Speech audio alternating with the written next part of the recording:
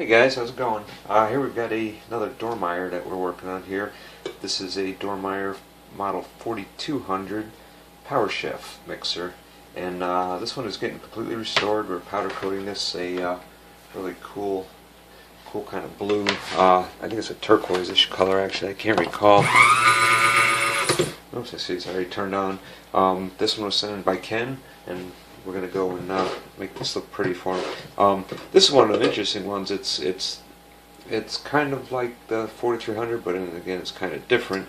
This one kind of your motor swivels off to the side like this, so you know, it's got the same ejector and grill on the front and everything. Though it's kind of cool, you know, that it's so similar, but it's got these little differences in it. But anyways, let's go ahead and fire this thing up and see if it runs.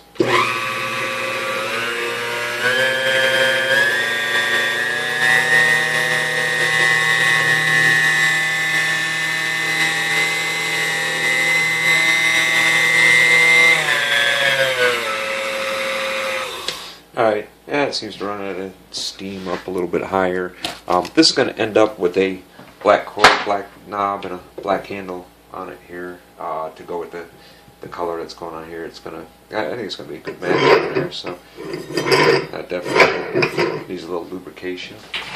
But anyways, being a Dormeyer, I got to get a Phillips screwdriver out.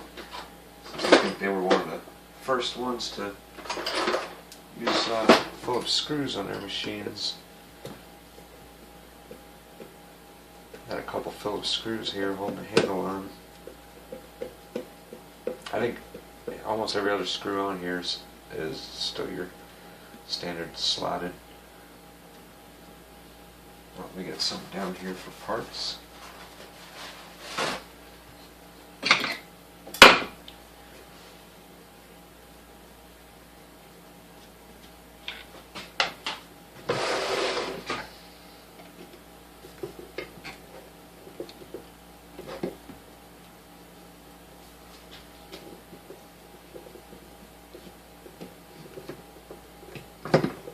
What I don't like about Phillips head screws is when the head of the screw gets packed full of crap.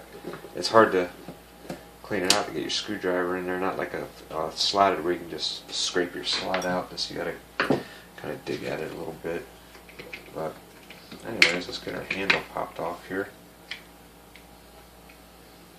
And we'll get our spring off as well.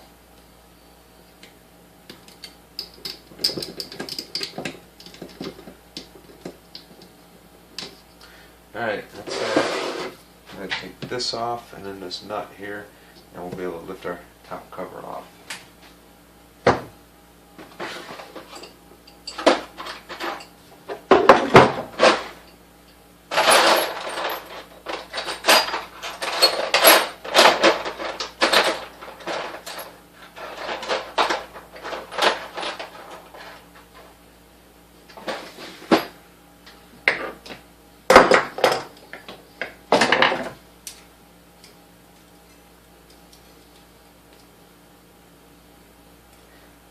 Screwdriver lost its handle a while ago, and every time I go out I say, man, I gotta stop getting one of them little screwdrivers, and always forget.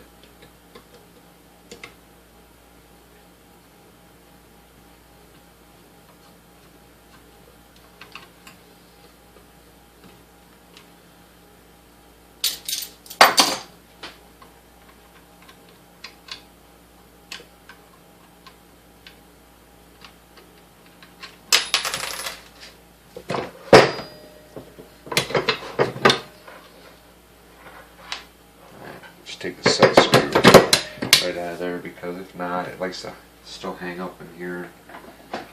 Cause me grief sometimes, so pop that off. And a little nut.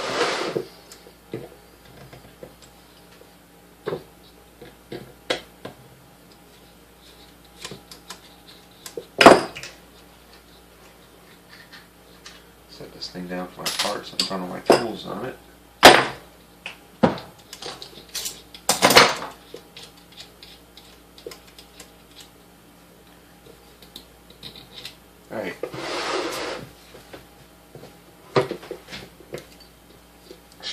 pop this off here. A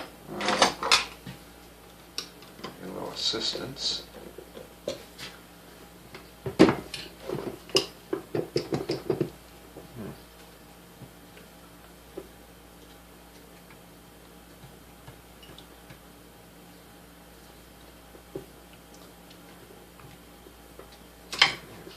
Come off.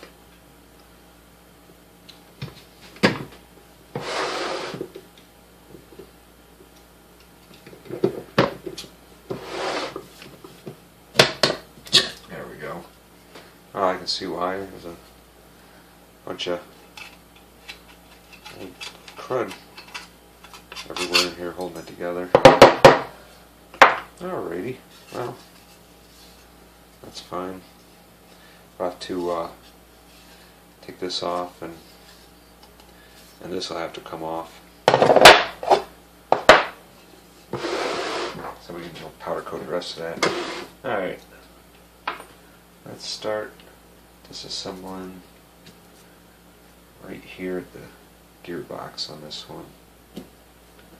I'll pull these little clips out.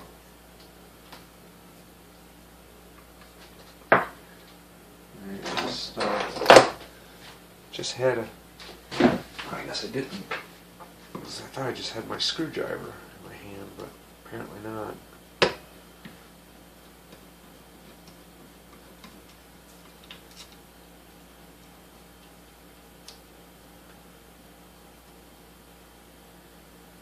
That's been interesting to see what this gearbox looks like, or, you know, we know what the gearboxes look like, but see what the grease looks like in here.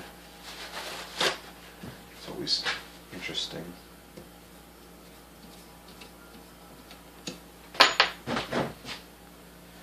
Alright, so let's see what's cooking under here.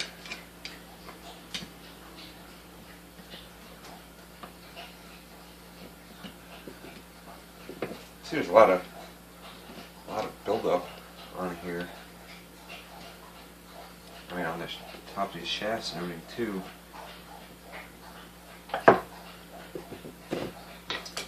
Hopefully I can get this to come off fairly easily.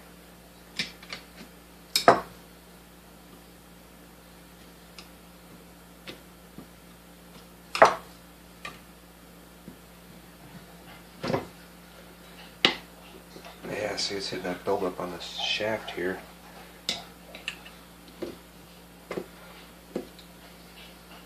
Now I can see there's a bunch of grease trying to get out already.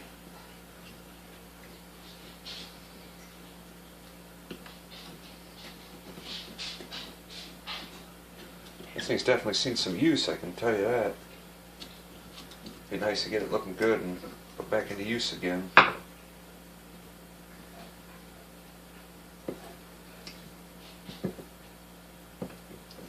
Alright. I guess it doesn't want to come off very easily.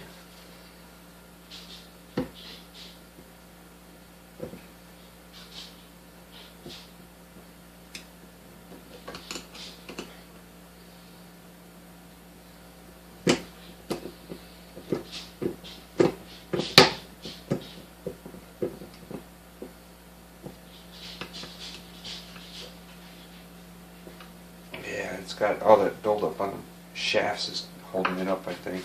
I might have to put it back down there, clean them off. Get the grease off my hands here. This is where all the grease on my hands is coming from, right on the edge here. And it's a pretty thick, nasty grease here. You can definitely tell it's old. No doubt that's original grease in it.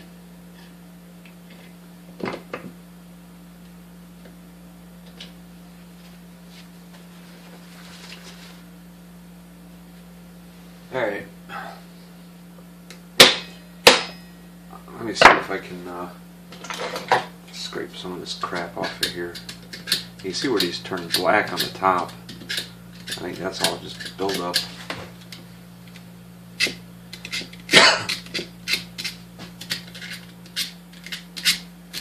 It's almost like it's a varnish build up on there. but it just increases the diameter of it so that the bushing at the top doesn't want to come over easily.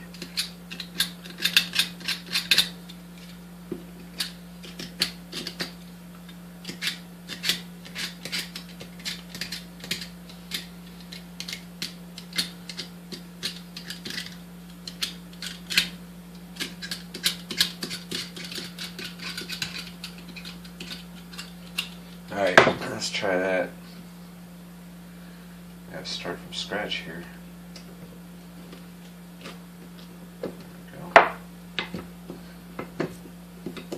There we go.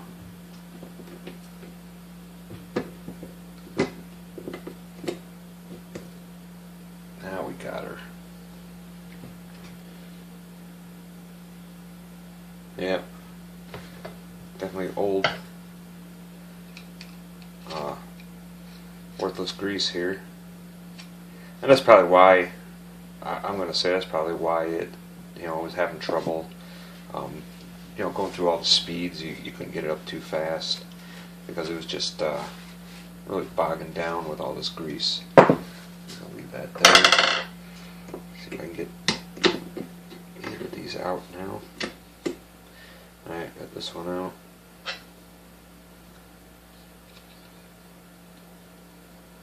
Yeah, it's definitely a factor.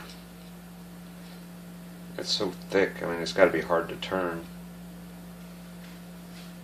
And it's kind of like a really gummy feeling. And it's just like driving your car, with the parking brake on. You'll feel your car will definitely be down on power and you'll never get up to speed. I mean, of course it'll get hot. Alright, let's get this one out of here. Look at that. Just stands up on its own.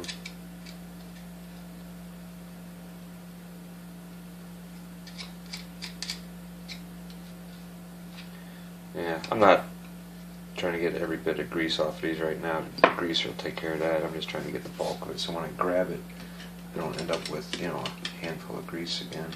The washers stay down in there. And make sure the other washer didn't stay in there too. Yep, it did. Little plastic washers that go down in there. Alright. Let's take a look at these brushes here.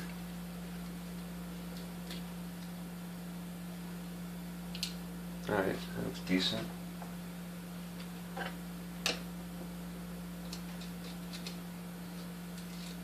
Yep, that one does too. I don't know what it is with these Dormeyers, but they seem to be pretty easy on the brushes. Alright, I want to cut this cord off here and just get it completely out of my way.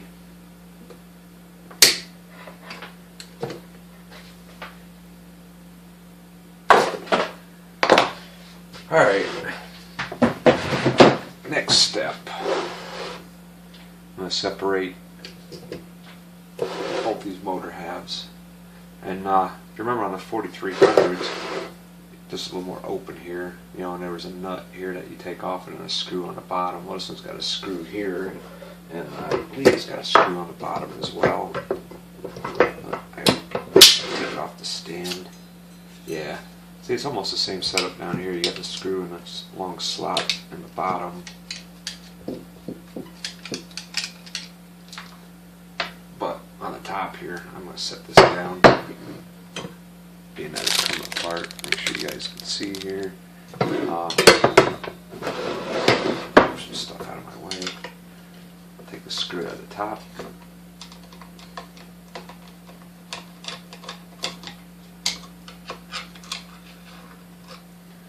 There. Now,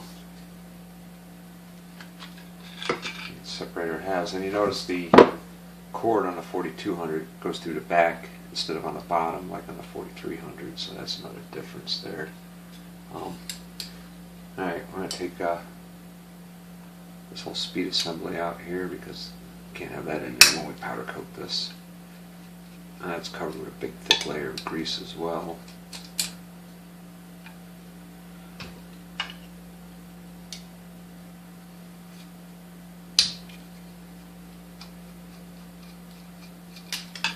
That's basically, it's the same, you know, speed control.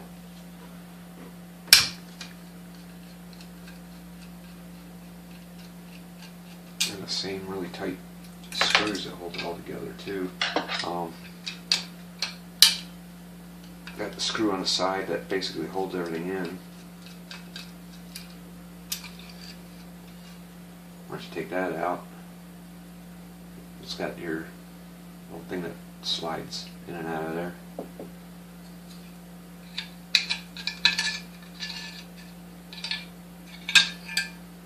And the lever, they're almost identical.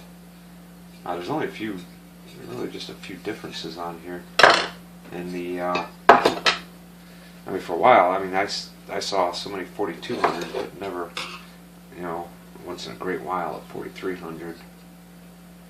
And this is a little screw here that holds the part that attaches everything on. It's a little spring-loaded rod right here.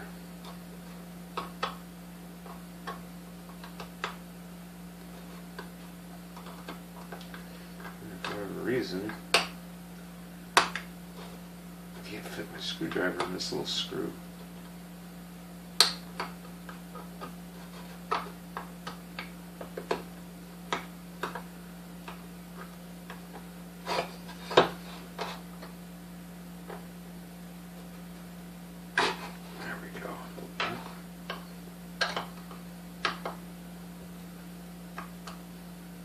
I think it's full of crud. Yep.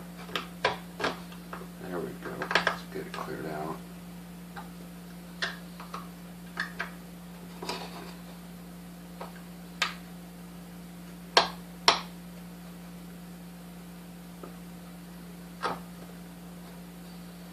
Alright, set the screw aside. I'm going to pull this out. You can see that's a pretty cool machine part right there. It's like a little missile or something. And it's a spring. Okay, I had a little technical glitch there with the camera, but everything's back up to snuff now. Trying to remember where we left off at. I guess what you see is where we're at here. I don't know, I'm kind of lost. Oh, I was going to show you guys this.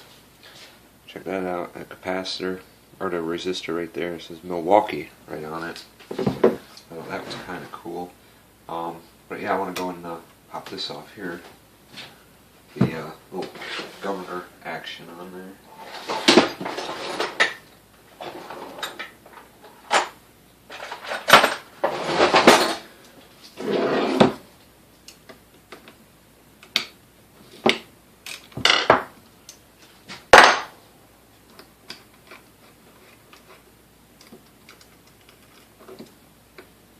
There we go. So now we get this all cleaned up.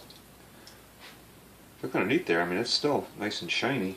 I mean, we'll polish it up more, but it's hard to believe, you know, how little wear you see on these things sometimes.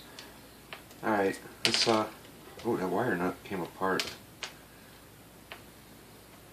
But the wire part inside on there.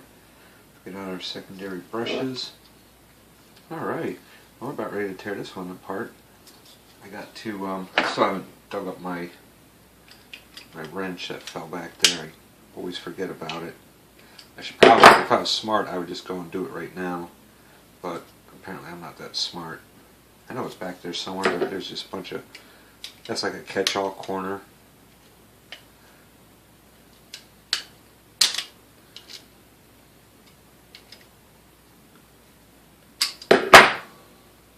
Maybe I have a socket that'll fit on that. There we go. Let's just make life easier. Just grab the wrench.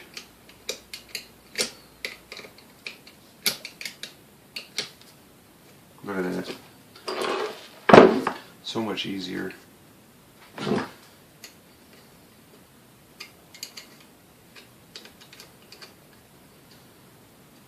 Man, I thought this thing would be finger loose by now. It feels like it, but yeah, my fingers aren't that strong. Getting old, you know.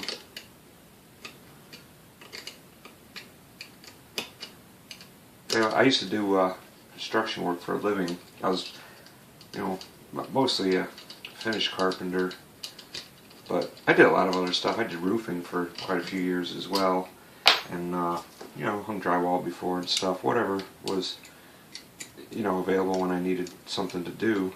And I just, you know, after hanging the drywall in the bathroom and in the laundry room there, man, I tell you what, I don't know if I could go back to it. That wore me out. While I was doing it, I kept telling myself, man, how did I used to do this every single day?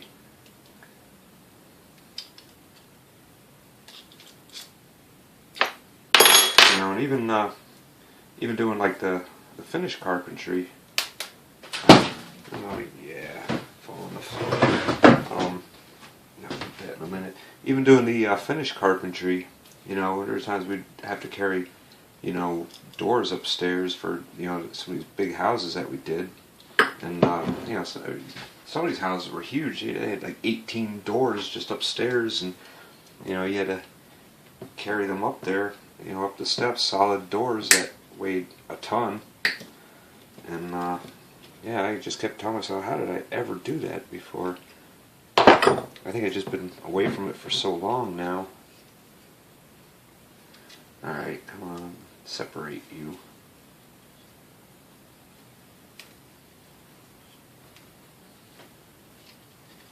Any other stuff want to fall out of here? There we go. Alright. That was supposed to stay there, but... Alright, so here is, you know, fuel coil and all that. There's some dust on there, so we're going to clean this all off real good. There's a on-off switch right here. Little capacitor on the bottom. So that'll get cleaned off really good. Let's pull the armature out of here. It seems to be dragging in the bushing there, so we'll have to polish that up good. This is what I wanted to see here. There's a little bit of wear. I mean, I could feel a ridge. I don't know if you can see that in the camera or not, but I can feel a ridge on there. So I have to get turned down some and then polished up. But you know, this thing was running before with all the, you know, trying to churn up this really thick old grease and everything else, and it still ran pretty good. So once this thing is done and everything's clean and polished, and you know, we get the new finish on there, not only is it going to look good, but this thing is going to run really good. Look at all this nasty grease. This stuff is so thick.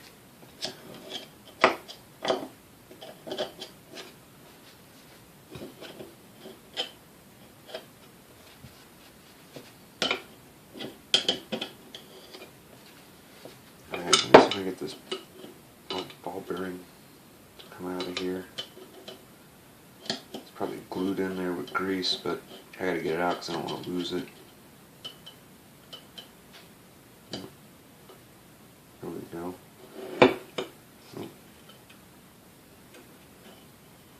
I'd rather stick to the grease than to my semi-magnetic screwdriver. Yeah, the grease is so sticky, oh my god. Alright, now I've got to get the PTO gear out. Alright, that's getting tossed. So I gotta find where it's attached here.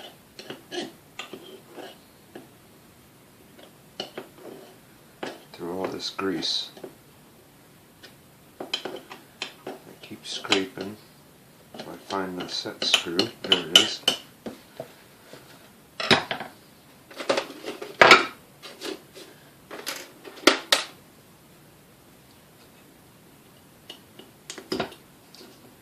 Stop it. I grabbed the wrong size, didn't I? Which one was that? This one? Yep, there we go. That set screw isn't even all that tight. But this whole PTO thing is pretty tight to turn. I mean, it doesn't turn very freely. Oh, I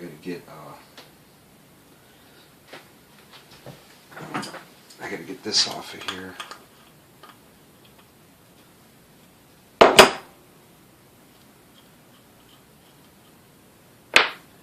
Alright. Will it come right out? No. Alright. These are just like the KitchenAid. Sometimes you have to really work at them. What it is, you get you have a space between the gear in the back of the gearbox there, and you get a ridge built up,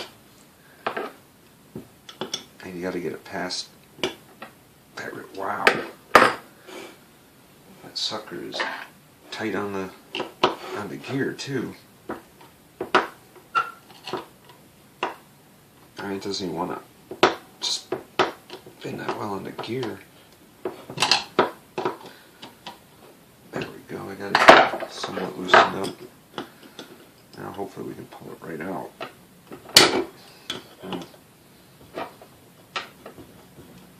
There we go. There's our little PTO shaft and our PTO gear. That's all in place with a little hex head set screw, and grease all over our tools again. This is why my tools don't rust. Kind of like if you have a car with an oil leak, you know, your floorboards are always, you know, the floor pans, the bottom of them underneath the car, it's always rust free because, well, you can't get rust when everything's covered in oil.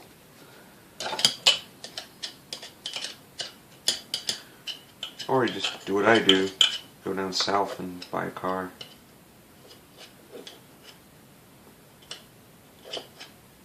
Because I tell you what, man, when you live up here in, you know, snow country in the Rust Belt, it's hard to keep anything from rotting away. I mean, our newest car is a 2007 Pontiac, and it has no rocker panels left on it. I mean, they're completely gone.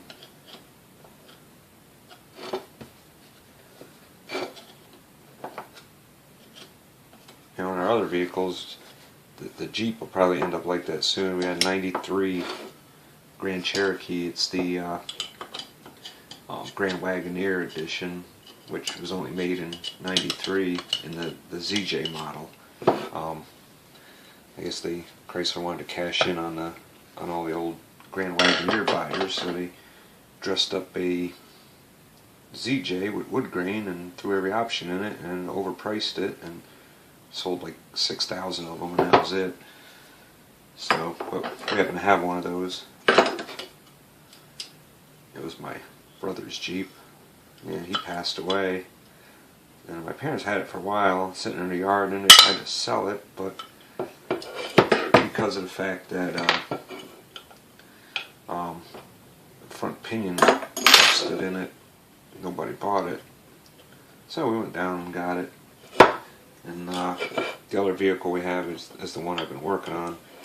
It's an '84 Camaro Z28, and as soon as that one's done, we'll be fixing up the Jeep. But the Camaro don't see winter roads ever because, you know, they get stuck on a snowflake. The Jeep, however, you know, we do drive in the wintertime, but unfortunately, I think that means that it's going to end up rusting out one of these days. So when you live up north, you can't, unless you park something all along, you can't keep anything nice. Alright, I'm going to try and get this little thing. I see it's loose in here. The little cup that holds that bearing. I'm going to see if I can get that out and show you guys.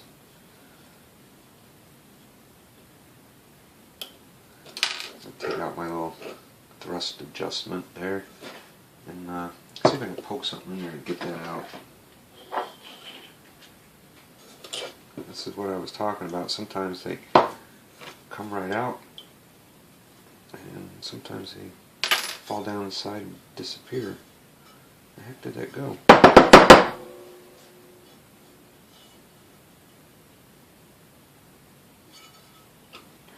It just came right out of a hole, went down here and vanished. Didn't hear it fall out. See, I was going to show you, but now I can't. Oh, it ended up somehow. Oh, man, the grease is making it stick to everything. Come on, get out of there.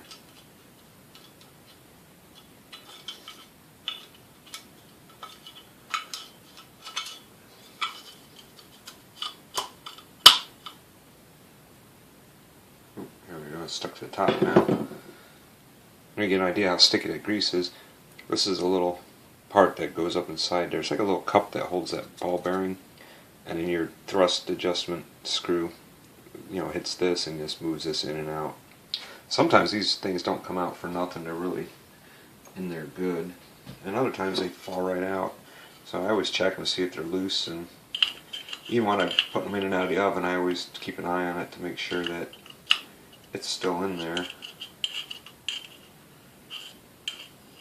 Because I don't think you can really get a good thrust adjustment without it, and if you can't, then you probably hear a lot of banging back and forth of your armature in there, or it won't maintain a speed. But this is ready to be degreased, so we'll move on to the next part. We'll get our turntable off. The stand, yeah, with the famous Dormeyer feet. I should say infamous. I hate the feet on the feet design on these. It's the dumbest thing I've ever seen.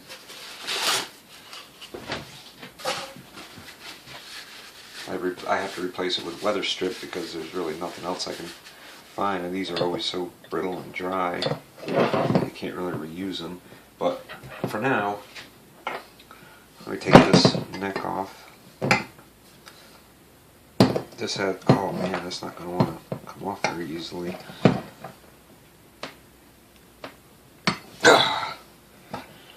Wow. But this little screw right here, oh, this doesn't have it. That's kind of just like acts like a stop, because for your bowl adjustment when you have your motor on here, this turns, the neck will turn, and that's basically just the stop to keep it from turning too far.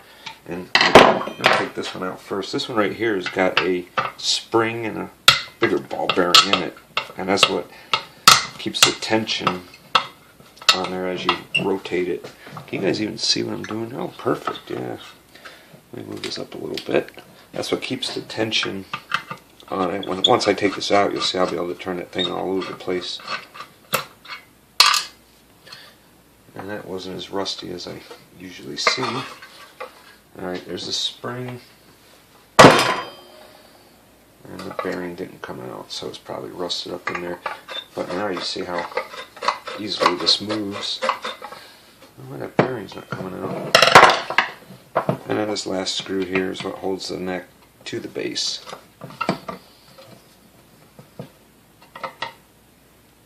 Oh, jeez. Oh, wow. Well, that sucker sure is on there.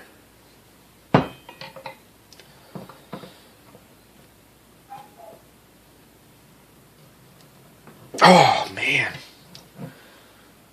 Whew. Alright, well, let me get this, not sure what you'd call this,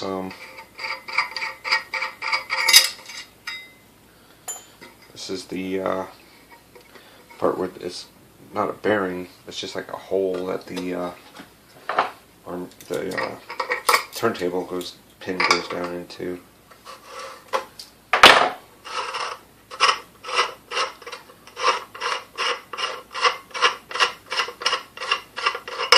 See, that's all it is, just a drilled out piece of metal. Alright, well, I think I'm going to have to try and spray that with something, get something in there, because that sucker is rusted on there or just in there really, really hard.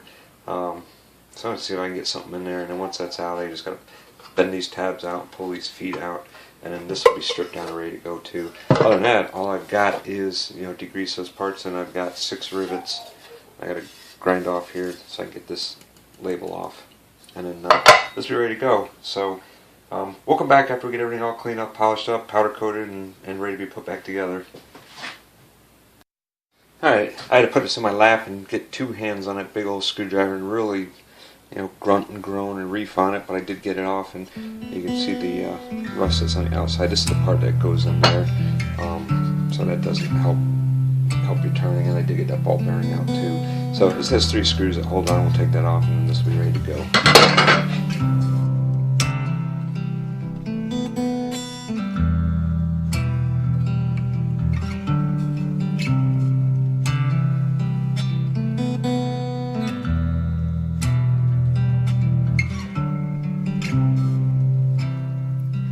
Black flies on the windowsill. That we are alone. Winter stole summer's thrill. The river's cracked and cold. See the skies are no man's land. A dark and plume to stay. Hope you need a humble hand. Not a fox found in your place.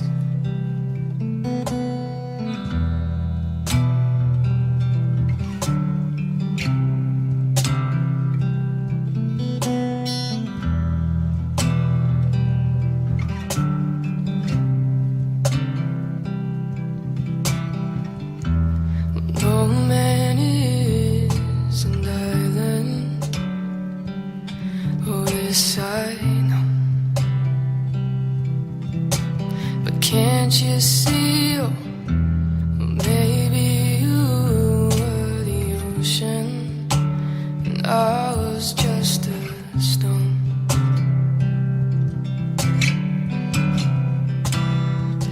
Black flies on the windowsill. That we are alone. Comfort came against my will, and every story must grow old. Still I'll be a traveler, a gypsy's reins to face. But the road looks wearier with that fool found in your place.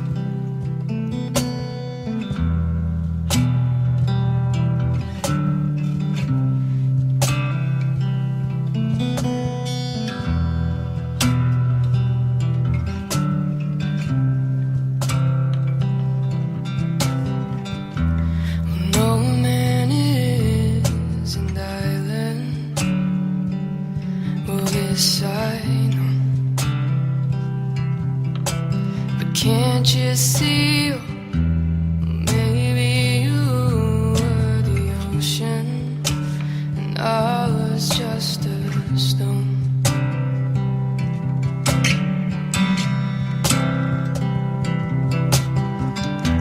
No man is an island.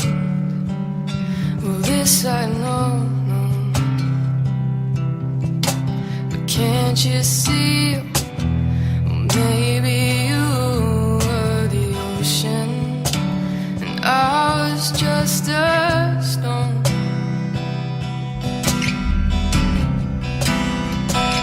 So here we are.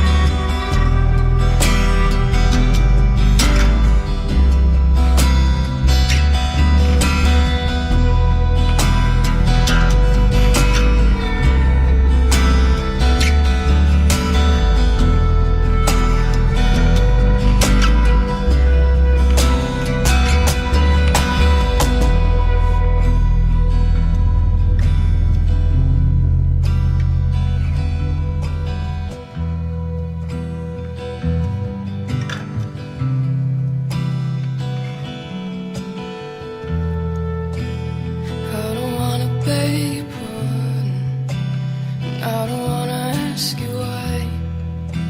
But if I was to go my own way, would I have to pass you by? And I don't wanna beg your pardon, and I don't wanna ask you why. But if I was to go my own way, would I have to pass you by? Would I have to pass you by?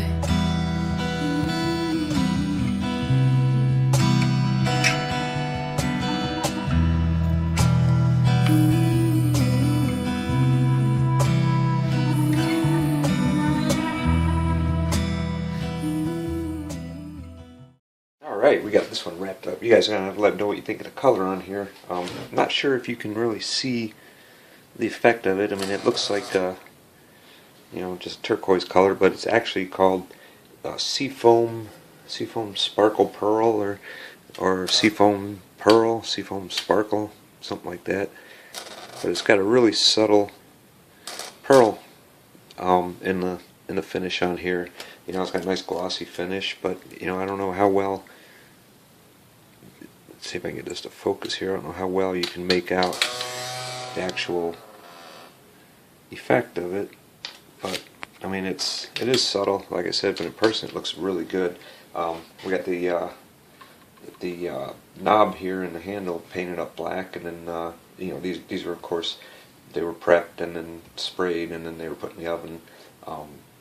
Not at the curing temperature of powder, of course, but these were in the oven for a couple hours at 150 to cure it out and make it harder and make it quicker for me to, that way I don't have to wait a couple days before I can use it. A couple hours in the oven at 150, and it sets up really nice. Got the beaters in, he sent the beaters with it. We got this all lubricated, and that's probably one of the better spinning Dormeyer turntables that I've seen, so that's a good sign. But anyways, I know what you guys are all wanting to hear, so let's go ahead and turn this on and give it a listen to.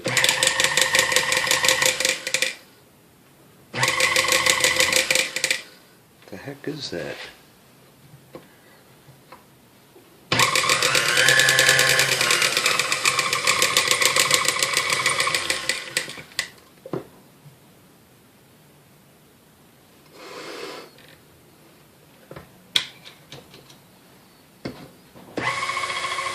Alright, there's an issue with the beaters. I haven't had the beaters in yet, and they were bent, so I had to kind of straighten them out a bit, and I'm wondering if I got one of them out just a hair too far.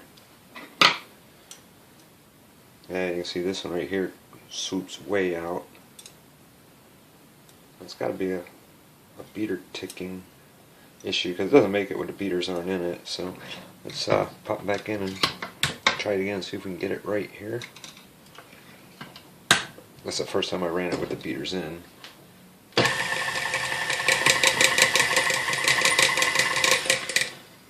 Alright, we gotta try to see where exactly this ticking is coming from.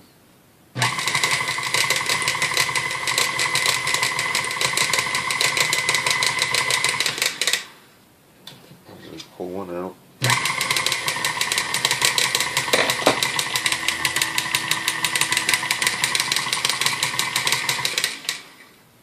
Alright, that's okay.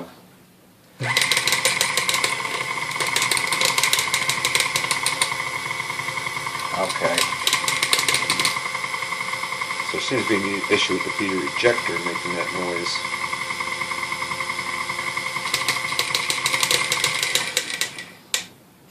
So, not sure why that is. Does it do it on this side? No. And does this beater do it over here?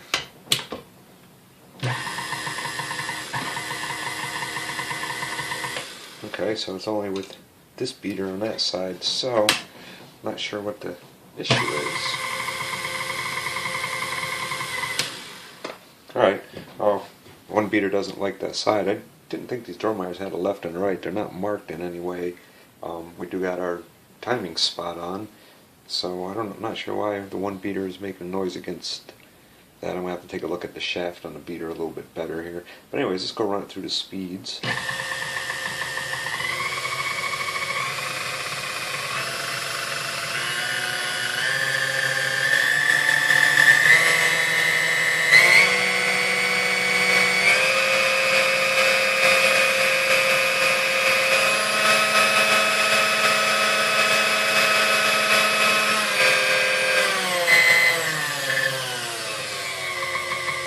As you can tell, I mean, it's got some speed to it there, but yeah, I'm still not sure what's going on with that. I'm going to have to look at the shaft on this one really closely.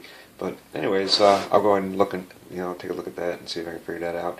But anyways, there's the Dormeyer. That's a nice tilts to the side one, which is kind of neat. And to take it off, just pushing your little button here, and then to put it back on, you just push in the button and drop it in place, and it'll lock right in. Now the whole thing's attached. So, but anyways, if you guys have any questions or comments, leave them down below, and I will get back to those as soon as I can. If you like it, give it a thumbs up. If you have an idea what's making that ticking noise in the ejector in this one beater, be sure to comment that down there too. That's something I can look at. And don't forget to subscribe and click that bell so you'll be notified when we post more videos, because we do got some cooler stuff coming up. If you want to see some KitchenAid coffee mills, we got those coming up. 3 of them actually getting done. A couple KitchenAid mixers, Sunbeam, some hand mixers. They got all kinds of different stuff coming up. And of course that Manning Bowman, we got to get put back together. So anyways guys, thanks for watching, and we will catch you on the next one.